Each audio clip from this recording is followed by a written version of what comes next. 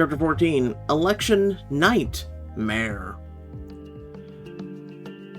Back in New York, after your eye-opening trip to Oklahoma, you huddle around the conference table with the rest of your agency. Alice walks from person to person, flashing her sad, hungry eyes and whimpering for food. We're planning a very special mission. You'll get dinner soon. Psst, Alice. Auntie Ruby's got you, girl. Alice runs towards Ruby, who sneaks her a small training biscuit and bats her on top of her head. Jesse Wrangler was very clear about who ordered the head. It was Brigham. I knew those perfectly tailored suits were a cover-up for a dark side. Tampering with the election, that I buy, but plotting the demise of a witness? That would mean that the mayor was involved in the drug ring. Did Jesse offer up any proof?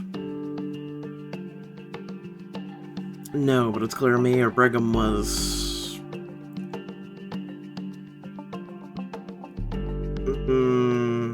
I mean, he does have a checkered past. His wit and charm may have the city fooled, but he's been nothing more than a white-collar thug for decades. There's no telling what sort of criminal activities he's been involved with over the years. The other members of the group exchanged looks of contempt, enlisting the likes of innocent detectives like my best friend. And he's about to be our mayor for yet another term. Unless we expose his connection in time. That's what tonight's mission makes it so essential. So, what exactly are we walking into? Luke pulls up an exterior view of Brigham's home on the monitor. The mayor and his wife are throwing a big celebration for their expected election win tonight. I just casted my vote. I guess it won't do much good if Brigham's already rigged the whole thing. Our votes shouldn't be ruined by a corrupt political system. Who can I expect to see mingling with the mayor this shindig? Your usual suspects? The mayor's so-called campaign officials, his corrupt donors. Keep your focus on gathering as much evidence against him as you can. Some schmoozing here and there, and we'll find the skeletons in their closet. I don't care where or how you find it, just do it before the votes are counted. Don't worry, Luke. We'll get the job done. I'm going to get justice for everyone terrorized by the Scarlatti. This is for Jesse, my uncle, hundreds of others who have had their lives ruined. It's not fair. Brigham and all the rest deserve to go behind bars. Whoa, the detective is seeing red, and I like it. Let's get you out the door before one of us accidentally calms you down. Luke retrieves a wiretap from his desk drawer and scans your clothes. Here, a wiretap will get us everything we need. The best proof is the kind the target can't refute. Ruby, hold out your earpieces. Don't forget, you'll still have your trusted advisors in your ear. What would I do without you? We're not going to change your outfit? Really? From Oklahoma? Luke moves in to fit you for a wiretap, but Margaret intercepts and snatches it from his hand. Not so fast. You're stepping into a political lion's den. If you want that wiretap to pick up anything useful, you must dress accordingly. Thank God. You want Chloe to dress like one of those boring, stuffy politicians? How else do I get in the door? I was envisioning something more rich and powerful. As sad as it may be, people are much more likely to open up to someone if they think there was real pull in the game. Sad is the right word. Not to mention the outfit I have in mind will hide that eyesore of a wiretap. What the actual hell is this? Buy this item. You re-emerge from the bathroom dressed every bit the polished politician. Does this scream Brigham supporter? No, it screams bartender behind the bar at the speakeasy. You look ready to speak at the political convention. Trystan gives your body a slow once-over. You'd be the sexiest one there. I'm out to shake up the status quo tonight. He pulls you in for a kiss, hands roaming up and down your back, checking for evidence of a wiretap. And the best part is I can't feel a thing. What are we in 1990? They're wireless now. They got like just a little mic now.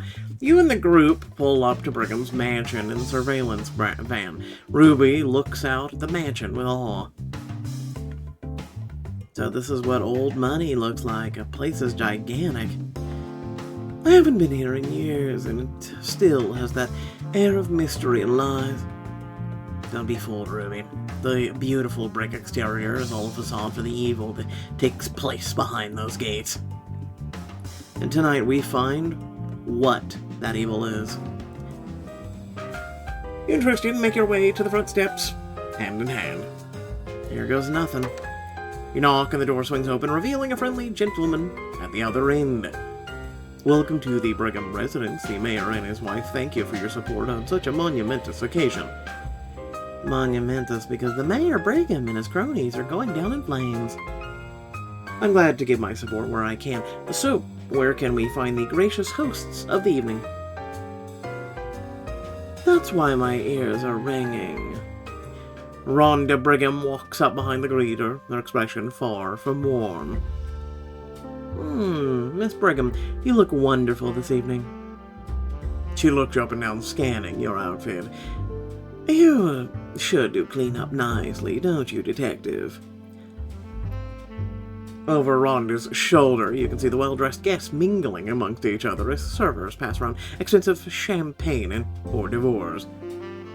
It's quite the party, and we don't even know the results of the election yet. Rhonda lets out a sharp laugh.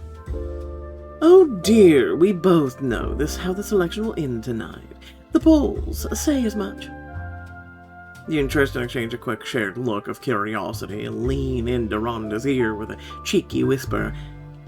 Come on, it's just us now. 3 trusted new friends. Tell us.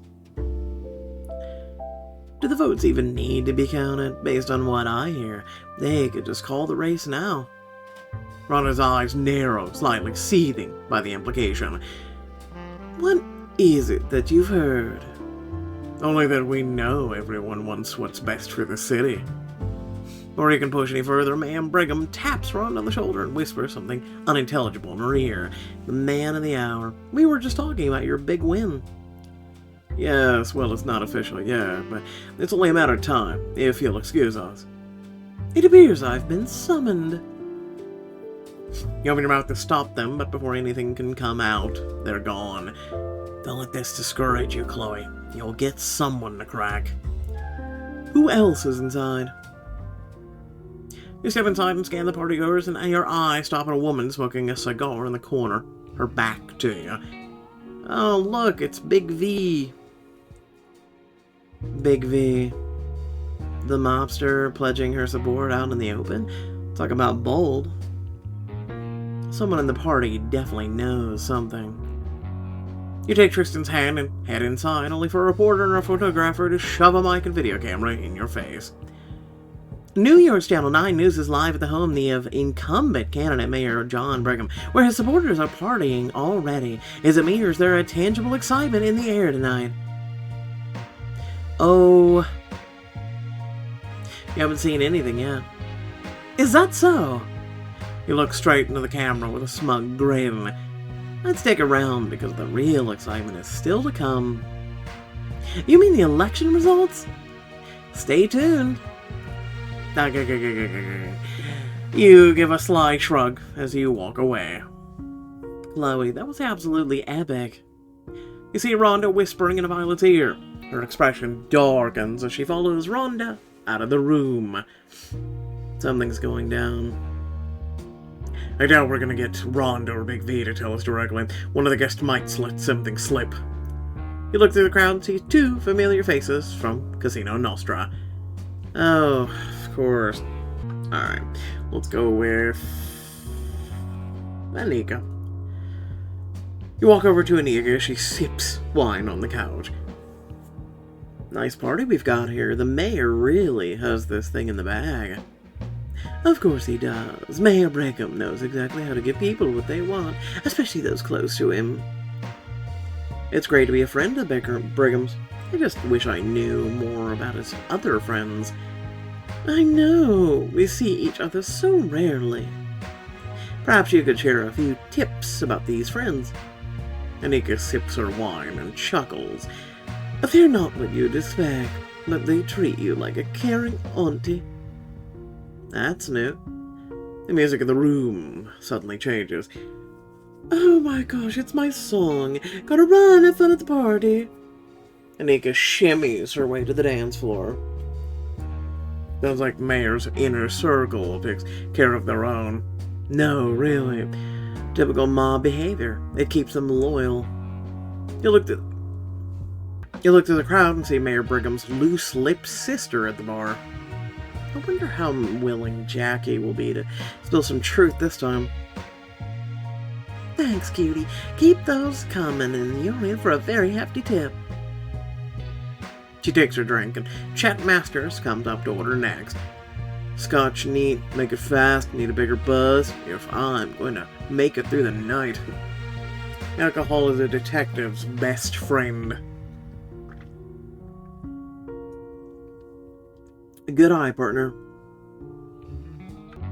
I keep having a frog jump in my throat. I'm serious, it's annoying tonight. It's one of the reasons I'm a little late on this stuff today.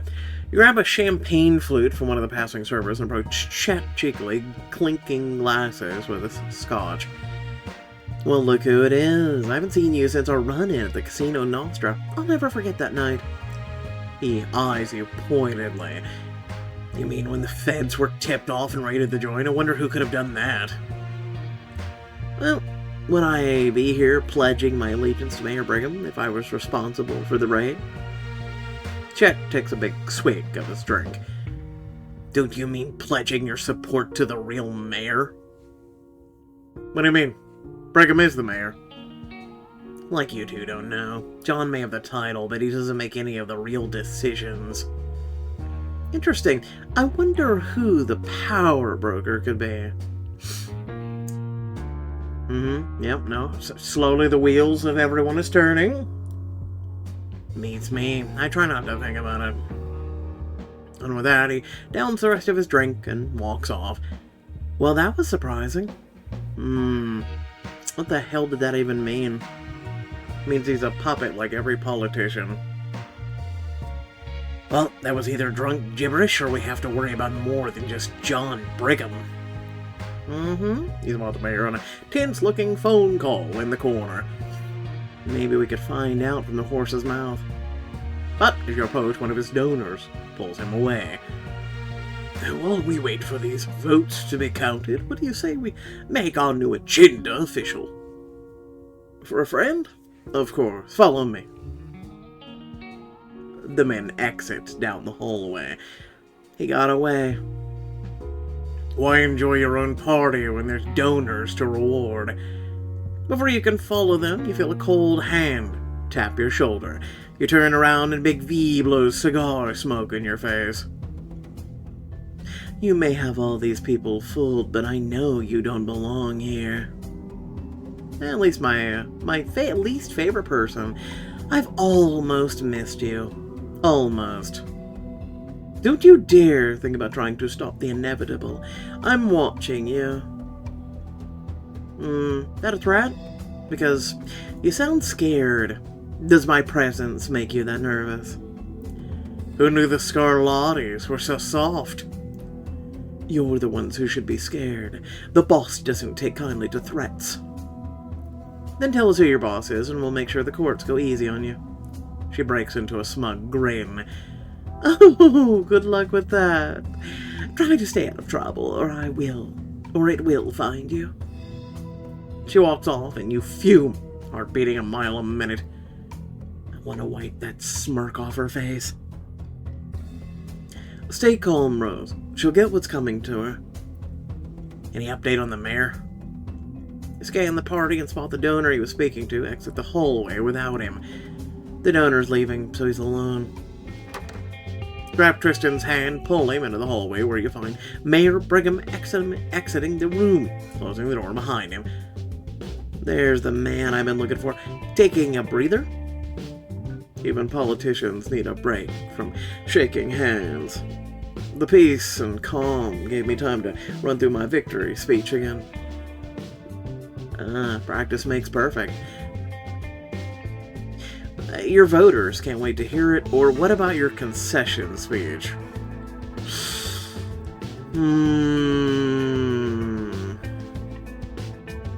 Play along. Again, illusion of choice. After all, they've waited in line at the polls for hours to cast their vote for you. Yes, I suppose they have. Suppose? I appreciate every single one of my voters. It's just, well, there's been rumors swirling around. Yes, go in on him. We're recording every word. What kind of rumors? Some accusations of voter fraud, mishandling of the ballots. Things that might shake people's faith in your victory. You wouldn't know anything about that, would you? There's always someone crying foul. I don't pay attention to the noise. Don't let him wiggle out of this, Rose. We want to believe you. We couldn't be here if we wouldn't be here if we didn't. But it's such a close race, and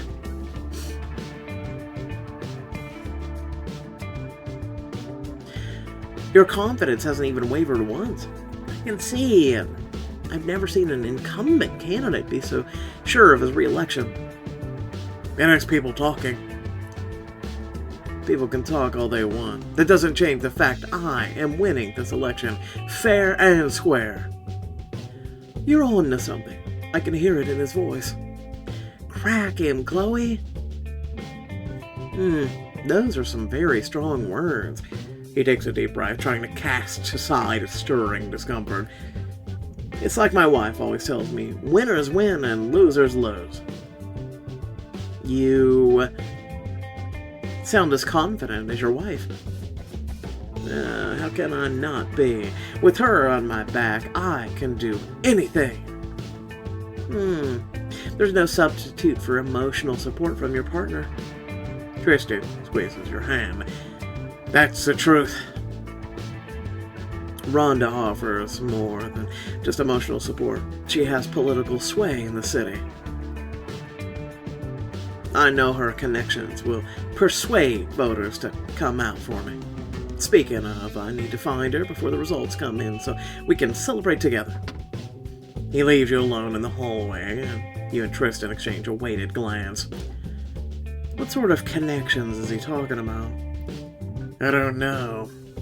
Trystan looks around the empty hallway, then eyes the door he just exited. But we could find out. This could be our last chance before the polls close.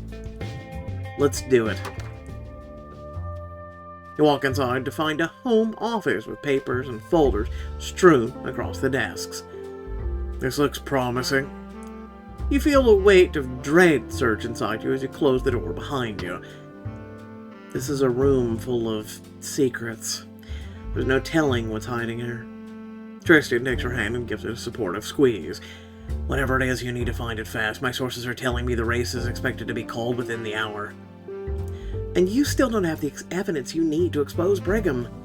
You nod and start snooping through the folders on the desk. Several loose leaf pieces of paper come flying out and you inspect them.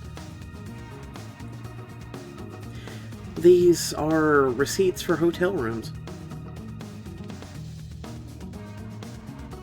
Ones the mayor has no doubt taken as many mistresses to. If you ever cheat on me, Luke, you're dead. Noted. Trystan goes through another stack of notes and groans. He even paid a few of the mistresses to keep quiet. It's sleazy, but I don't see anything that ties him to the Scarlattis.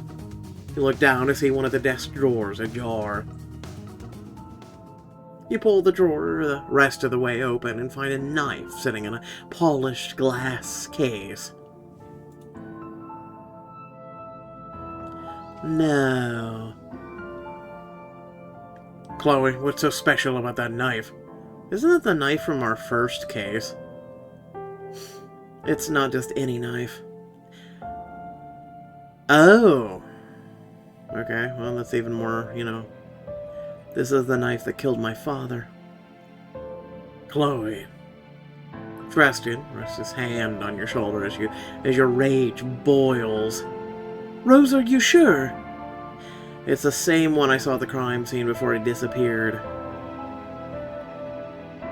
How dare Mayor Brigham hold on to this like a trophy? This is not something to be proud of. A life was lost. I'm so sorry, Chloe. Brigham is a monster. He didn't just order the one hit on Jesse. He's the reason my best friend is dead, too. He's been ruining people's lives for way too long.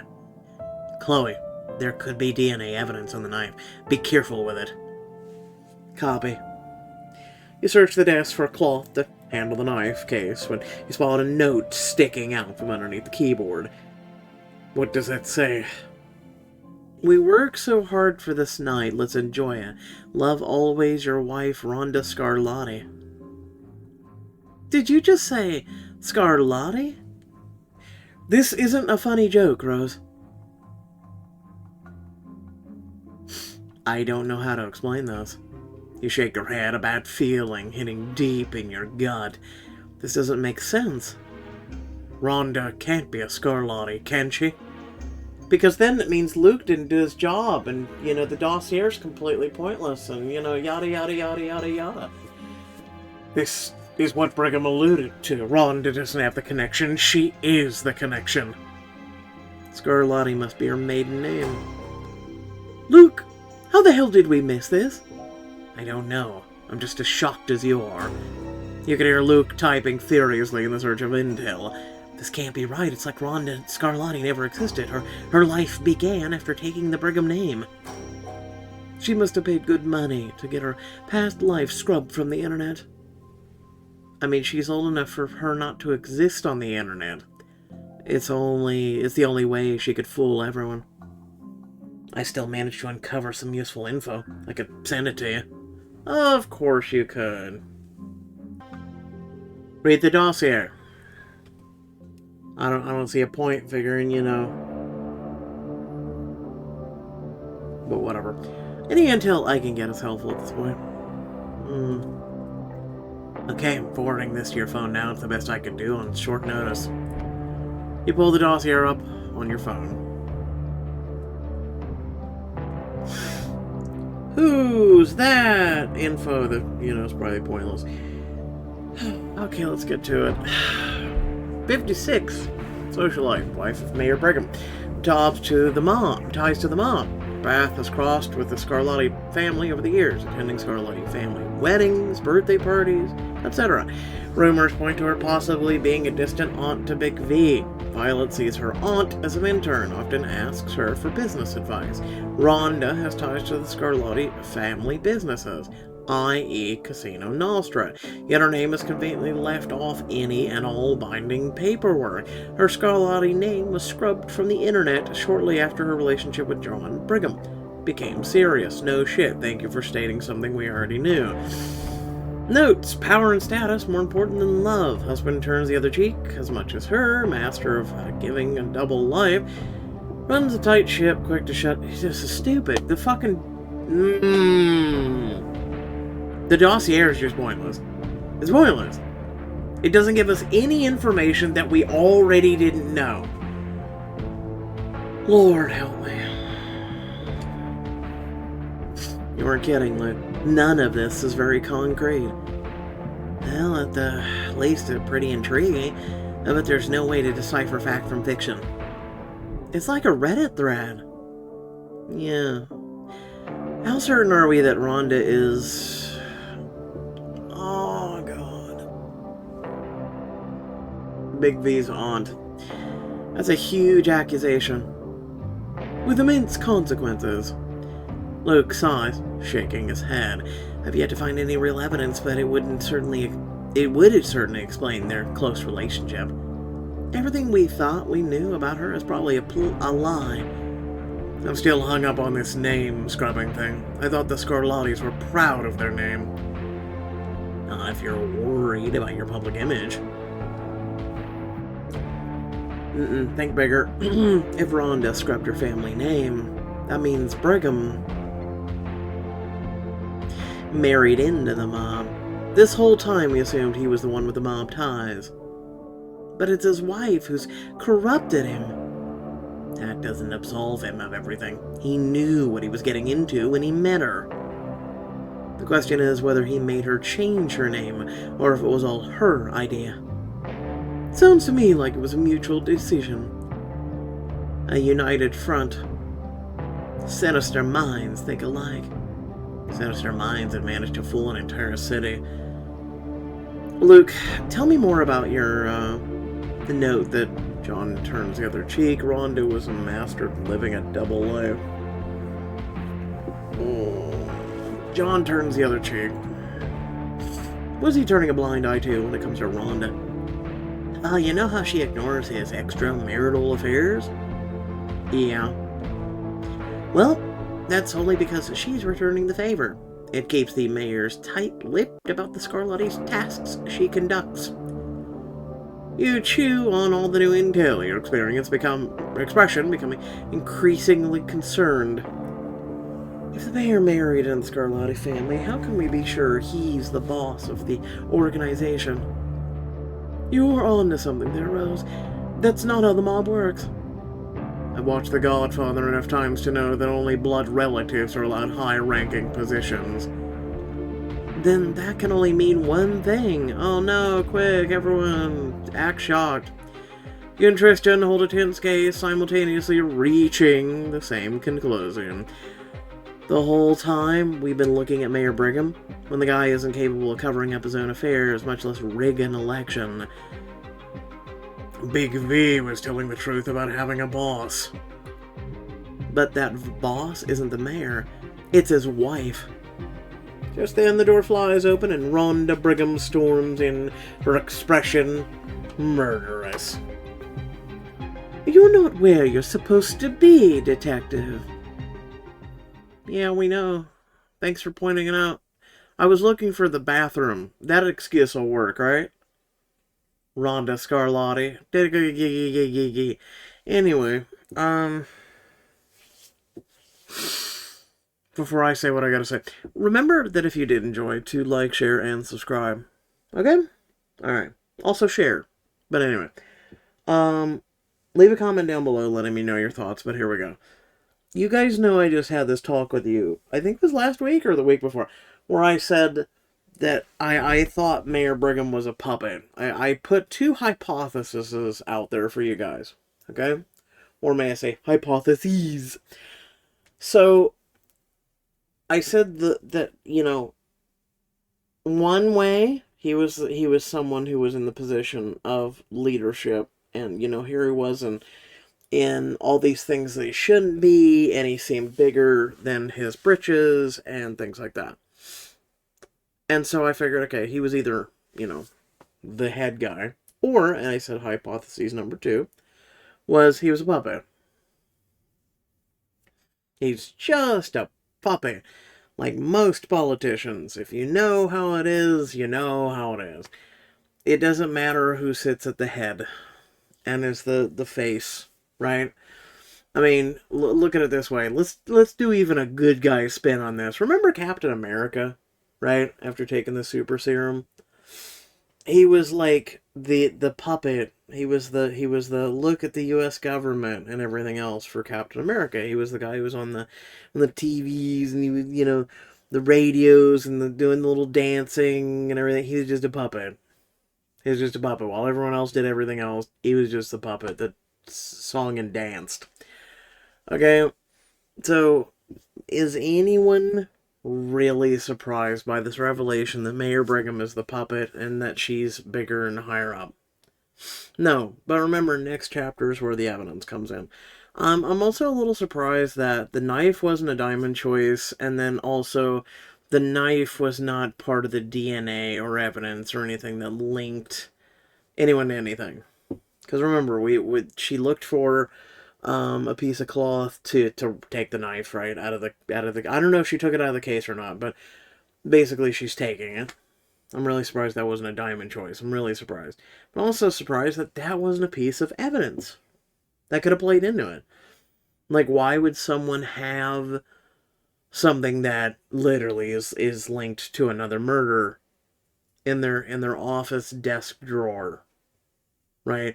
That's what I don't understand. So it's kind of like a, I don't know, illusion of choice. It's a one off. It's something that just doesn't make sense.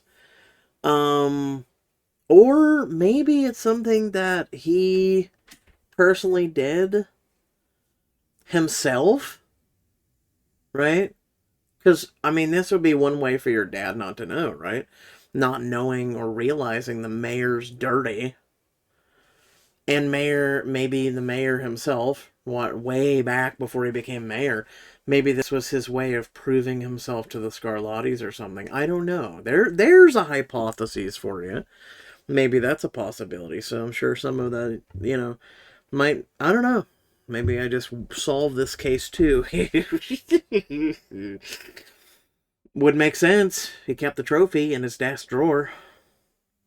Just saying. I guess the only thing we don't have is I don't think we ever got the gun from the uncle's death, right? So the question is, who has that? Maybe that might be the final piece of evidence in chapter 15 or something. I don't know. I guess we'll find out, because that's actually something I don't think we've actually have or not. Correct me if I'm wrong. But yeah, no. Right now, my brain's in a thinking stage of who, what, when, where, and why. So that's why I'm not really able to flip over to, do we have the gun right now? So yeah, let me know your thoughts. Otherwise, thanks for watching. Catch you all later. Peace out. Also, super short chapter. Peace.